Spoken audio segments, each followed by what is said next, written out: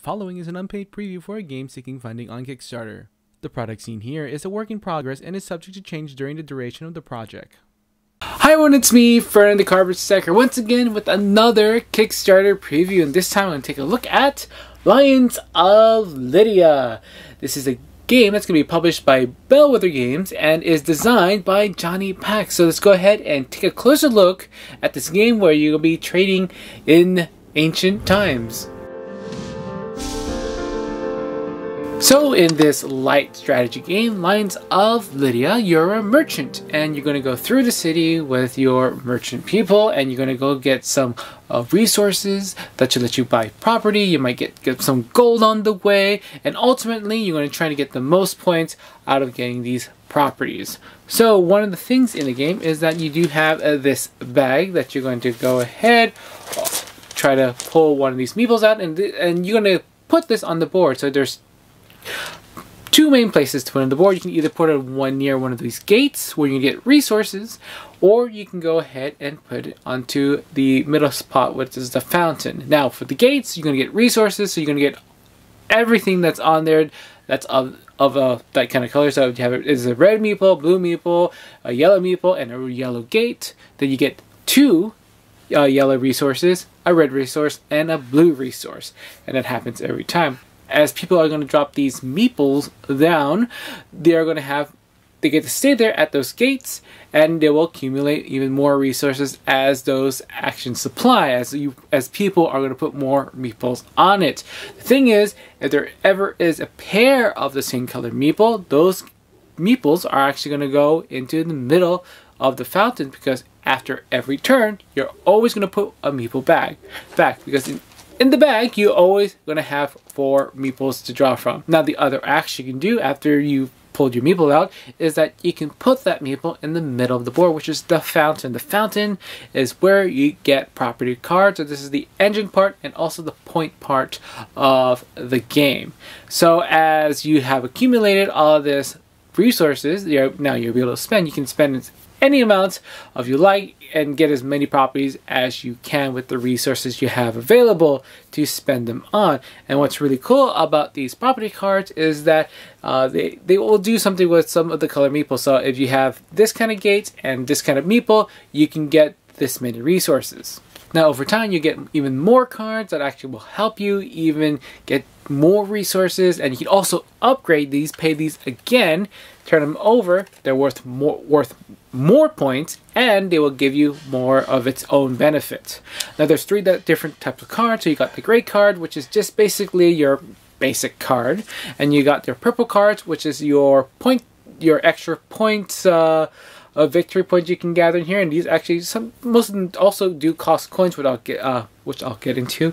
And the other one is going to be these gold cards. There's a very few of these. These are attached with a gold meeple, and once you buy these actually will go to the fountain, and then you'll be able to pick up a gold meeple. And what does the gold meeple do? And they do is that when you use them and go to the gates to get resources, you can instead get to trade those resources into gold. And gold's great. It not allows you to pay for some of the properties that you need to pay gold with, but it also is a wild that you can use for any resources that you like. And now, while you're going to get some property cards, upgrade those property cards, get some more resources, ultimately the game will end once somebody hits a certain number of property cards that are in front of them. However, players do have the problem is that there's a maximum number of properties they can hold at a time, but that can certainly be lifted if you get a number of resources, because if you hit the maximum number of resources, you get to move your limits of property cards up and up until you can actually hold as many as you possibly can, and then end the game that way. So that's basically it. So you get to pull meeple from your bag, you get to put it in one of the spaces, either getting resources of one of the 4 gates, or put in the middle in the fountain so you can get some property cards. Then after that, you get to pick a meeple from the fountain and put it back in your bag. You're always going to have 4 meeples, so you kind of tell what kind of meeples, colored meeples, which is important that you have in the bag, so you know what kind of resources you are getting. So the game will end when a player has a number of properties under tableau that's also developed, and the turn finishes and everyone counts their points, and whoever has the most points at the end of the game wins. Alright, so that was my quick overview of the game. So here are some of my initial thoughts.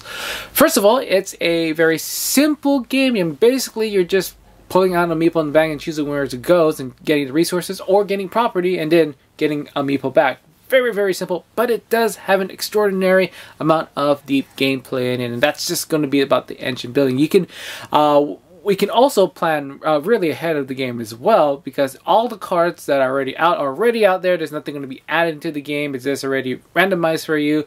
You see what's out there. You're going to be planning which is the best kind of properties you can get and put into your own area before anyone else does. Sometimes you have those players just stepping in your way, like, oh no, they got my property that I really wanted, and then you have to go to a different strategy. So I just think that's just the most fun of the game, is that, you know, very simple but also very deep in strategy.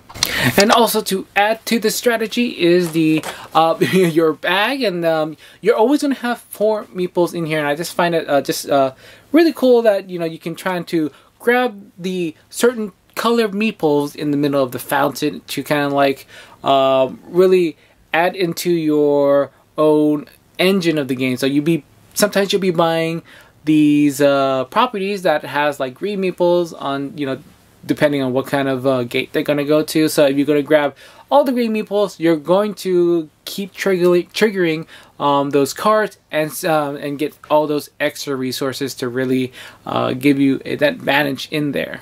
And the thing that is also nice about the game is that it does have a good amount of replayability. I mean, the amount of cards that are not used in the game, it's you know, there's quite a few that are left out of the game, and each game is going to be different because you see all the cards laid out onto your table. You get to see what it does, but there's also quite a big stack that you're not using. So every game's going to be different. You're thinking right out of the bat what kind of cards you're going to get. Like, you know, you're going to see if these are different color green ones. Maybe I can go for purple ones so I can score for these extra points. Alright, so that was Lines of Lydia. This is on Kickstarter right now. Dude, check it out if this is a game that you are interested in. Alright, I am once again Ferdinand the Cardboard Stacker. Thank you for watching, and remember to keep on stacking games.